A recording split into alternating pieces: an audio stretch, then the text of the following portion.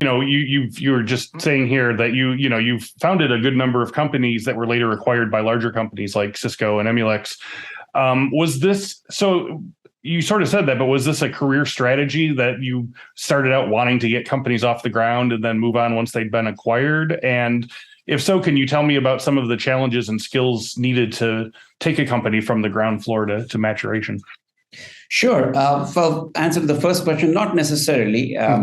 First of all, you never build a company for acquisition, and you never want to just be the innovator and leave, right? You always want to see it to a logical point. Now, the challenges that you face to get things off the ground are definitely around the fact that it needs to be something that's truly different and innovative.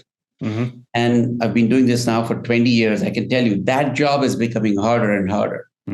Finding what is called white space, right? Because there's a lot going on, and there's a lot of venture dollars chasing nice ideas. So it's becoming harder and harder to do that. So there more and more of the farmland's already been taken up, and so you're trying to innovate in smaller and smaller patches.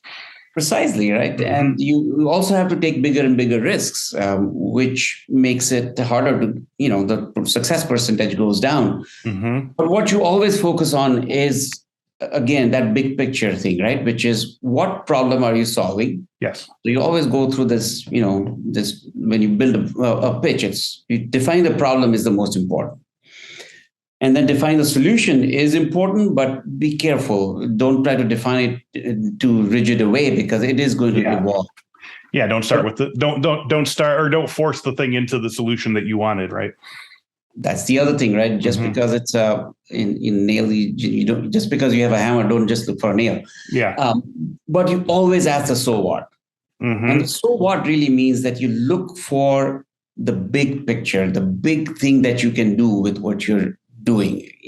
I always say in the tech business, we don't have anything like base hits, right? You always have to swing for the fences. Yes. Because if you don't, the chances of being out are a lot higher when you're trying to get a base hit, right? Instead of going for the home run.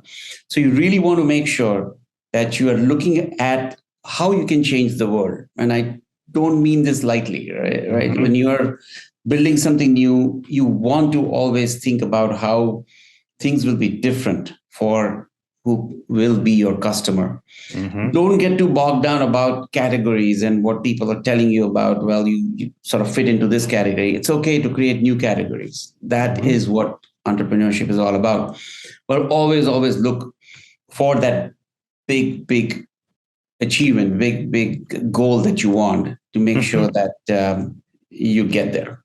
How about some free cybersecurity training resources for you and your team? Just go to infosecinstitute.com/free to get ebooks, training guides, and more than 100 cybersecurity training courses, all free for CyberWork listeners. Go to infosecinstitute.com/free and start learning crucial new skills today.